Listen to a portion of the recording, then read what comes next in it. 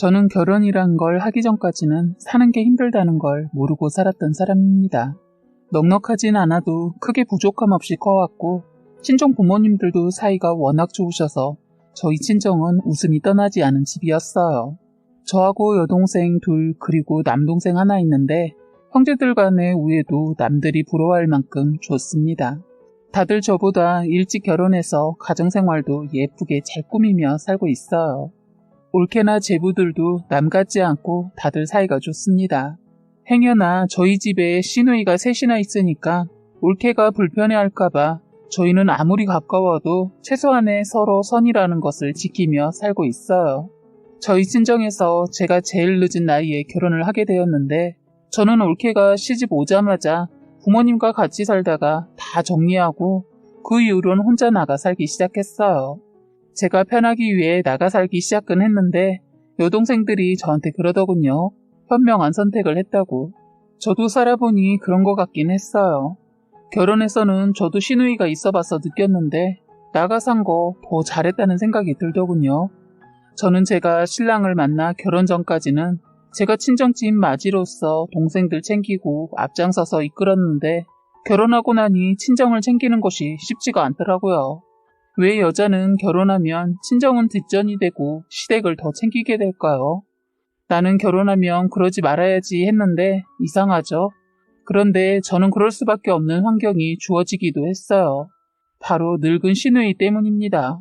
어쨌든 그 시누이 때문에 저는 올케와 남동생에게 바톤을 넘겨주고 시댁에 더 신경을 쓰게 되었어요. 저희 시댁에서 저희 신랑이 막내지만 큰아들 같은 위치였어요. 그렇다고 딱히 신경을 많이 쓸 일은 없었어요. 시누이가 시어머니 건물에서 같이 살고 있었거든요. 그런데 그게 저를 그렇게 힘들게 할 줄은 몰랐습니다. 시누이가 시어머니와 살림을 따라오고 있어서 별 신경 쓰이지 않겠구나 했는데 아닙니다. 사사건건 다 간섭하고 완전 시누이 노릇을 제대로 했어요. 다 같이 모이면 이상하게 시누이는 자꾸 저만 시켜대는 거예요. 그런데 그것 빼곤 시댁이란 거부감은 없었습니다. 시댁의 가족은 시부모님 그리고 형제는 결혼한 나이가 많은 큰 시누이와 저희 신랑 이렇게만 있습니다.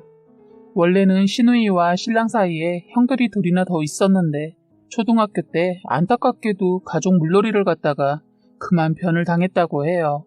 하루아침에 아들 둘을 잃은 어머님은 정신을 놓아버렸고 아들 둘이 아버님과 같이 있었기 때문에 구하지 못한 그 죄책감에 힘든 생활을 하셨다고 들었어요. 그렇게 시누이만 보고 살다가 신랑이 예기치 않게 생겼다고 해요. 그래서 저희 신랑은 저희 시댁에서 완전 금이야 오기야 했다고 합니다. 아들 둘의 몫이라고 하면서 시부모님 번갈아 가면서 학교도 한 번도 혼자 보낸 적이 없다고 해요. 정말 대단하다고 느낄 정도인 게 중학교 때까지 그렇게 함께 등하교를 했다네요. 아버님은 저희 신랑을 위해 직업도 바꾸시고 어머님 또한 일하셨는데 그만두시고 오로지 저희 신랑한테 올인했다고 합니다. 그런데 거기에다 시누이까지 정말 장난 아니었다네요. 가족들의 집착이 하늘을 찔렀다고 하더라고요. 그렇게 신랑은 가족들의 보호를 받으며 지내다 이 사람이 고등학교를 가면서 선언을 해서 혼자서 등하교를 하게 되었다고 합니다. 늘 혼자가 아니었다가 혼자 학교에 갔던 신랑은 엄청 그 시간이 너무 좋았다고 해요. 늘 아버지나 어머니 그리고 누나의 차를 타고 등하교를 하느라 길가에 핀 꽃도 나무도 여유롭게 바라본 적이 없었는데 학교 가는 길을 혼자 걸으면서 색다른 경험을 했다고 하더라고요. 신랑은 저와 우연히 슈퍼에서 마주치게 되면서 친구가 되었어요. 저희는 같은 반이었으나 서로 말을 한 번도 해보지 않았는데 저에게 먼저 반갑게 인사를 건네면서 집에 바로 가냐고 묻더군요. 워낙 수줍음이 많았던 저는 말을 한 것도 아니고 안 한 것도 아니게 말을 하고 뒤돌아서는데 그때 제 신발끈이 풀어진 것을 구해가 보고 제 신발끈을 묶어주었어요. 그 계기로 저희는 서로 말을 주고받는 사이가 되었는데 그 이후로 친한 친구가 되었습니다. 그때 같이 놀던 제 여자 절친 친구가 있었는데 그 애가 저희 보고 서로 사귀라고 장난식으로 말을 하는 거예요. 저희는 그 말을 진심으로 받아들이고 진지하게 생각 끝에 정말 사귀게 되었어요. 너무 웃기죠? 그때는 우리가 참 순수하면서도 순진했던 것 같습니다. 그렇게 해서 저희는 서로 부모님들께 말씀을 안 드리고 말 그대로 비밀로 사귀게 되었어요. 저희는 300일을 손꼽아 기다리며 알콩달콩 순수하게 잘 만나왔습니다. 그런데 남자친구인 누나가, 그러니까 신우이가 동생이 여자친구를 사귀고 있다는 것을 알고 헤어질 것을 강요하는 바람에 저희는 결국 뜻하지 않게 헤어지게 되었어요. 그런 결정을 내릴 수밖에 없었던 것은 누나라는 사람의 나이가 남자친구와 무려 15살이나 차이가 나는 거예요. 학교 앞으로 찾아와 승민이와 헤어지지 않으면 이대로 가만히 안 있겠다고 협박과 같은 말을 하면서 헤어지라고 강요했습니다. 이미 결혼해서 애까지 낳았다는 승민이 누나는 완전 엄마와 같은 포스였어요. 그땐 저도 어리고 순진해서 그 말을 듣고 무서워서 헤어졌습니다. 학교에서 만나면 그냥 가벼운 인사 정도 할 정도였어요. 그러면서 저는 아버지 사업 때문에 이사를 가면서 전학도 가게 되었어요. 2달밖에 사귀지 않았지만 처음으로 사귄 애라 제 기억 속에 남아 있었어요. 그런데 전학 가서 학교 생활 적응하다 보니 어느새 승민이가 자연스럽게 잊혀지더군요. 그렇게 대학 가고 사회생활을 하다가 우연히 버스 정류장에서 승민이를 만나게 된 것입니다. 그날 아침에 몸이 좋지 않아서 오후에 출근을 하려고 버스를 기다리고 있었는데 버스 정류장에서 승민이와 비슷한 낯익은 남자가 서 있더라고요. 워낙 승민이가 학교 때도 키가 크고 잘생긴 외모라 튀었거든요. 그런데 요즘은 사람들이 워낙 닮은 사람들도 많고 무엇보다 세상이 무섭고 괜히 실수할까봐 다가가 물어보기 그래서 그냥 무시했어요. 닮은 사람인가 보다 하고 버스를 기다리고 있는데 아팠던 몸이 나아지기는커녕 자꾸 식은땀이 나면서 현기증까지 나더군요. 순간 정신을 잃어버렸어요. 다시 눈을 떴을 땐 병원이더라고요. 그런데 깜짝 놀란 게 제 옆에 승민이와 닮은 그 사람이 있는 겁니다. 저는 조심스럽게 말을 하려고 하는데 그 사람이 먼저 이민정, 너 진짜 반갑다 하는 거예요. 승민이는 저를 몰라봤다고 하면서 저보고 키가 많이 자라서 더 몰라봤다면서 저를 놀리더군요. 저희는 그렇게 다시 인연이 되었네요. 참, 승민이가 병원에 같이 온 것은 제가 쓰러지자마자 옆에 있던 여자가 구급차를 부르고 있을 때 제 전화기에서 전화가 왔는데 회사였던 거예요. 승민이가 전화를 받자마자 회사에서 민정씨, 오늘 몸 상태 좋지 않으면 오늘까지 쉬고 내일 출근해 했을 때 제 이름을 듣고 회사분한테 다시 확인차 제 이름과 나이 뭐 이런 걸 물어보았나 봐요. 순간 제가 손등에 점이 있다는 게 생각나서 확인하고 저라는 걸 알았다고 하더군요. 승민이를 이렇게 만나게 될 줄은 꿈에도 몰라서인지 너무 신기했어요. 그래서 저는 반가운 마음에 서로 연락을 주고받고 헤어지고 나중에 예전 같이 승민이와 같이 봤던 제 절친 여자친구에게 전화해서 다시 만나서 얼굴을 보게 되었어요. 세월이 흘렀는데도 단둘이 만나기가 이상하더라고요. 제 여자친구는 결혼을 하고 애도 있어서 자주는 같이 못 보고 가끔 함께 했는데 볼 때마다 저희 보고 연인 같은데 결혼하라고 자꾸 찔러댔어요. 연애든 결혼이든 옆에서 자꾸 부추겨야 성사된다고 하더니 정말 그런 것 같아요. 친구가 자꾸 그러니까 이상하게 승민이에게 이상한 감정이 생기더군요. 그런데 그때만 해도 사귈 건 아니지만 그래도 저도 모르게 어린 시절이었지만 승민이 누나가 걸리더라고요.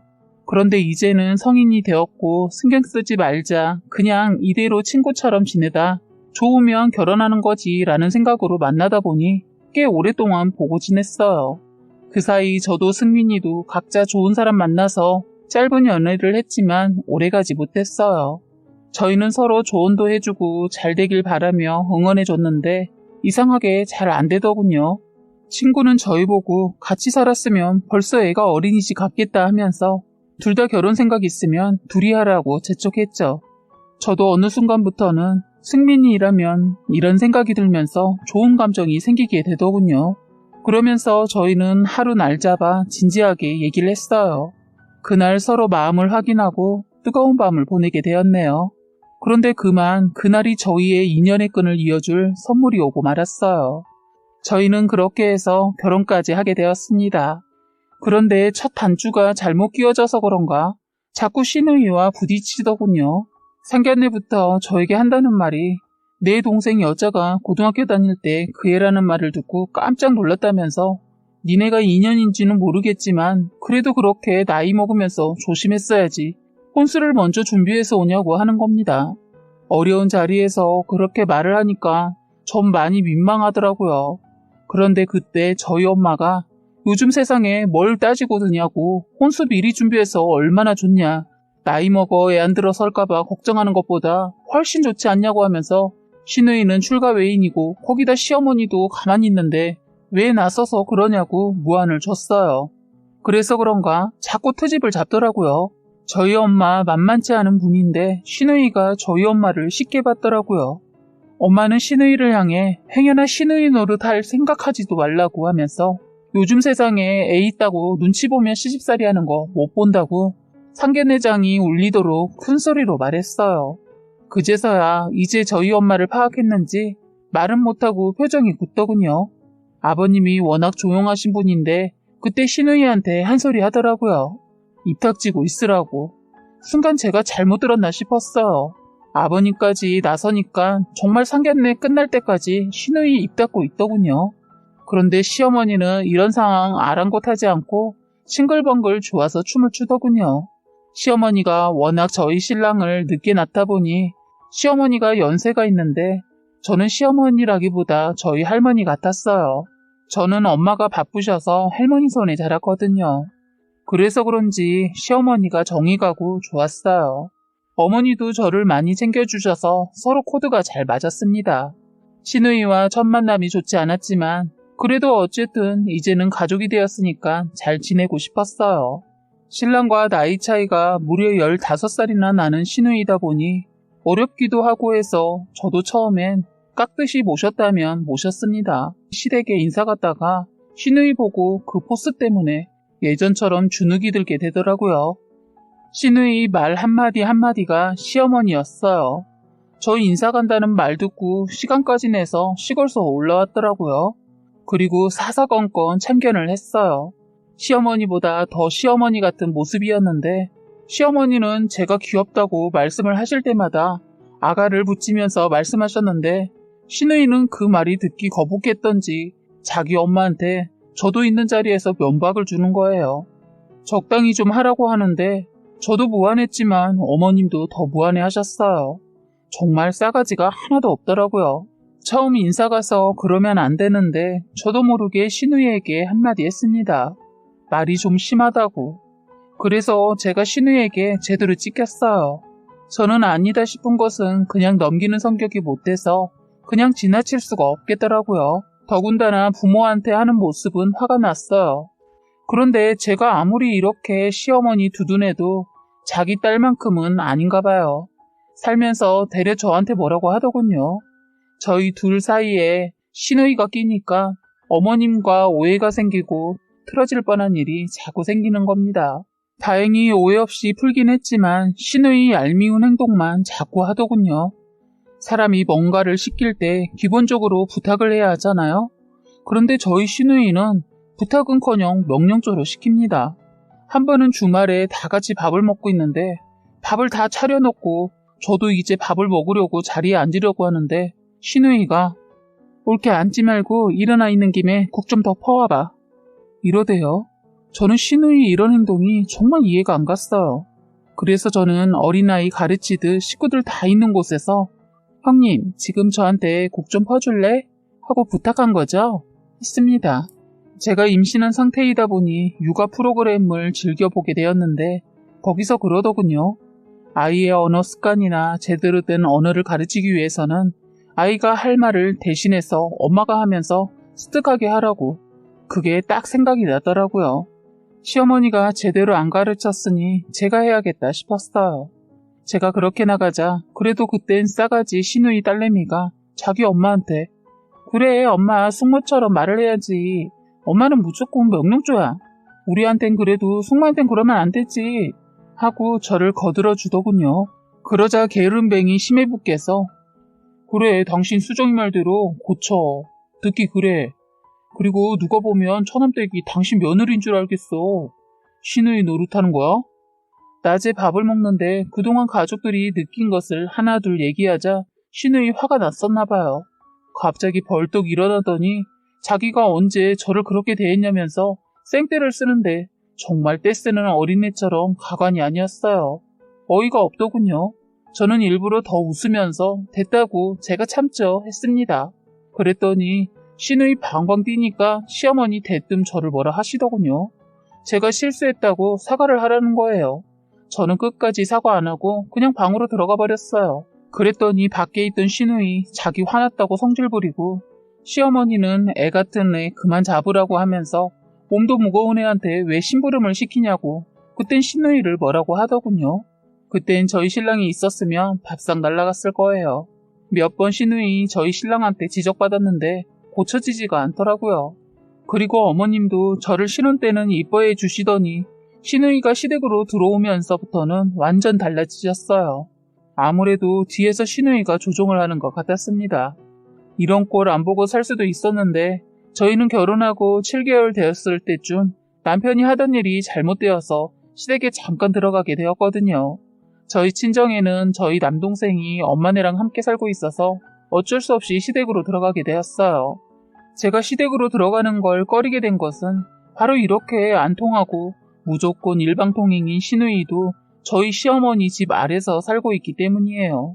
시누이 얘기에 너무 빠져 얘기를 하다 보니 아버님 얘기를 못했네요. 결혼하고 나서 너무나 충격이었고 아픈 일이 있었습니다. 아버님이 주무시다가 갑자기 돌아가셨거든요. 제가 결혼하고 2달밖에 함께하지 못하고 무엇보다 아버님은 손주를 손꼽아 기다리셨는데 그 점이 너무 안타까워요.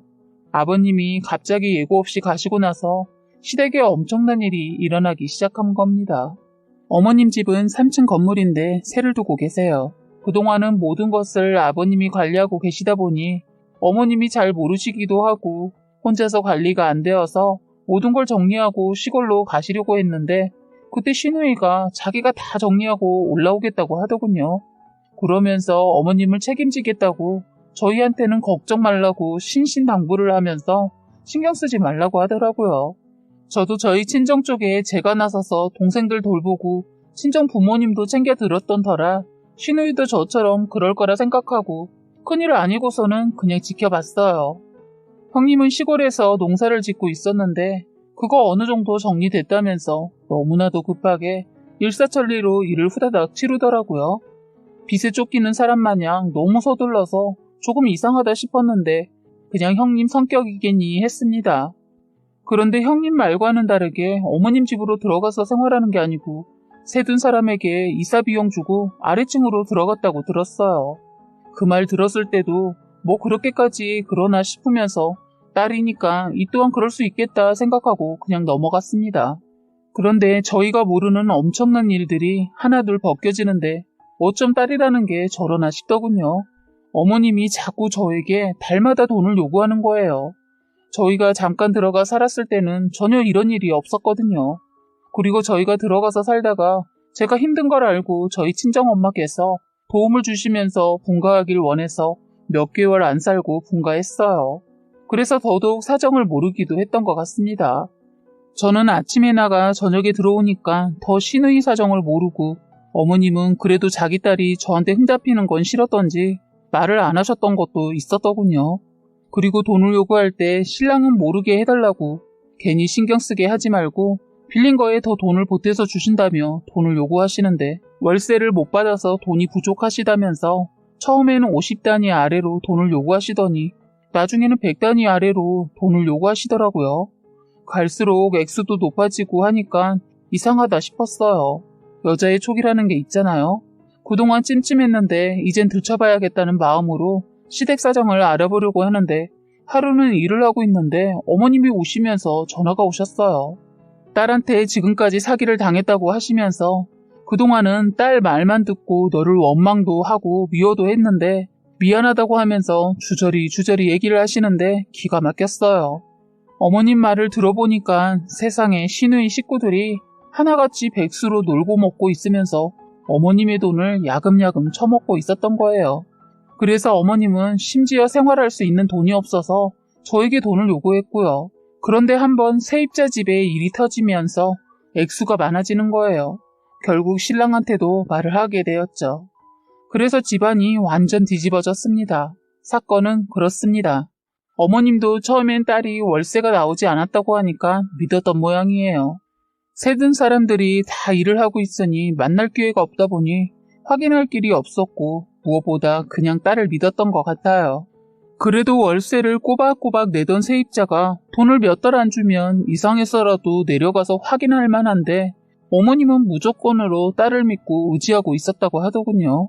그러다 자꾸 저에게 돈을 요구하게 되었는데 배불러 일 다니는 며느리에게 손을 벌리는 것은 자신이 생각해도 아니다 싶었던지 작심하고 밤늦게 세입자 집을 찾아가게 되었는데 지금까지 한 번도 세를 밀리지 않고 냈다라는 것을 알고 시어머니 자기 딸에 대한 배신감에 치를 떨다가 잠 한숨 안 잠고 있으면서 생각하고 또 생각하다 제가 생각나서 전화를 했다고 하더라고요.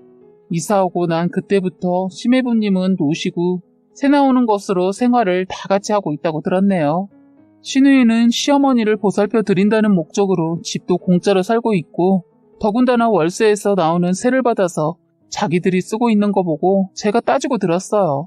제가 그 집에 들어가 있을 때는 정말 그러고 생활하고 있는지 몰랐어요. 그냥 저는 시누이도 일하고 시매부도 일을 하고 있는 줄 알았습니다. 시어머니한테 시누이 집 식구들 얘기를 그렇게 들어서 그렇게 알고 있었기도 했어요. 그렇게 해서 알게 된 것은 세입자가 살고 있는 집에 보일러가 문제가 생겨 큰돈이 들어가야 하는데 그동안 시누이가 다 관리하고 있는데 돈을 주지 않아서 아무것도 할 수가 없다는 말에 기가 막혔어요. 이렇게 해서 모든 게 다 들통이 난 거예요. 세상의 시누이들은 다 이런가 싶네요.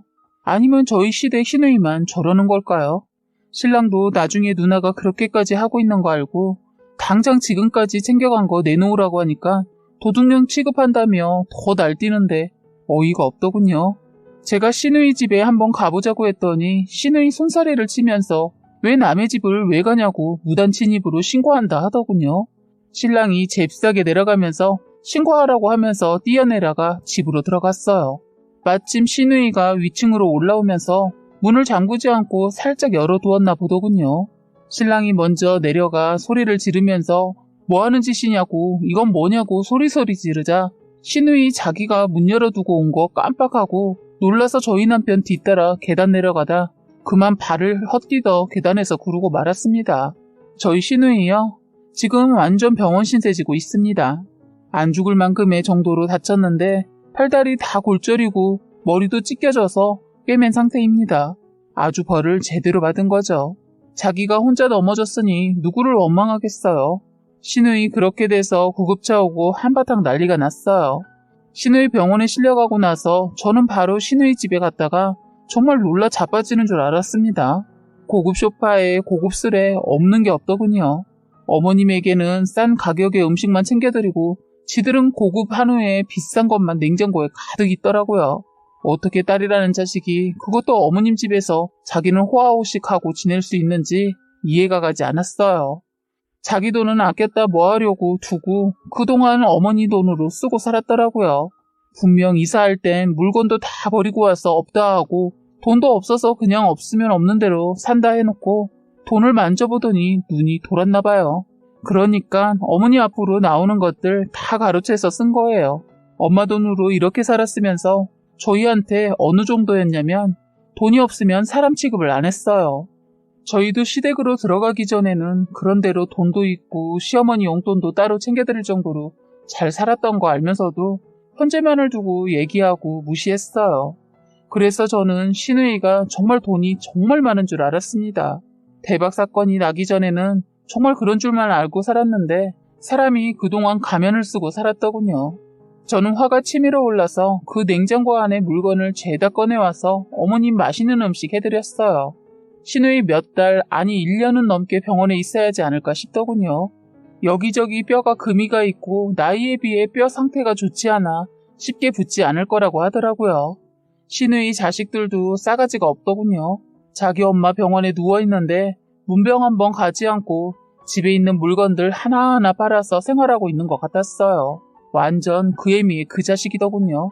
저희는 시누이 무슨 벌을 줄까 고민했는데 자기가 알아서 계단 굴러서 알아서 죗값 치르더군요. 어머님도 그 일로 많은 것을 느끼셨는지 일사천리로 집을 정리하기 시작하셨어요. 그렇게 해서 시어머니 집 정리하고 자그마한 아파트 하나 장만하시고 시누이는 다시 시골에 있는 자기 시댁으로 들어갔어요. 그리고 저희 친정엄마가 이런 일을 옆에서 지켜보니까 절대로 합가는 안 된다고 하시더군요. 시댁이나 친정이나 어느 정도 거리가 있어야 한다고 하시면서 엄마도 남동생을 그때 내보내더군요. 남동생이나 올케 안 나간다는 거 억지로 내보냈어요. 가만히 보니까 올케는 육아도 그렇고 살림도 엄마가 다 해주니까 편해서 안 나가려고 하더라고요. 저도 어쩔 수 없이 시누이인지 그 모습이 보이더군요. 하지만 말로 옮기지 않았습니다. 제가 그 경험을 고되게 해봤잖아요. 그런 건 제가 참견할 일이 아니니까 그냥 눈 한번 딱 감으면 되는 것 같아요. 그리고 참 저희 시어머니 시누이한테 앞으로 물려줄 재산 없다고 이미 다 받아 쓴 걸로 퉁치자고 따끔하게 말했어요. 어머니가 단호하게 나가니까 시누이 꼴이 내리더군요. 어머님이 분명하게 행동을 하시니까 이제서야 집안의 기강이 잡히더군요. 역시 집안은 어른이 어떻게 하냐에 따라 달라지는 것 같아요. 어머니 덕분에 지금은 신경 쓸 일 없이 잘 살고 있네요. 지금까지 여러분의 소중한 사연을 읽어드리는 해바라기 사연방이었습니다. 구독과 좋아요, 알림 설정 부탁드리겠습니다.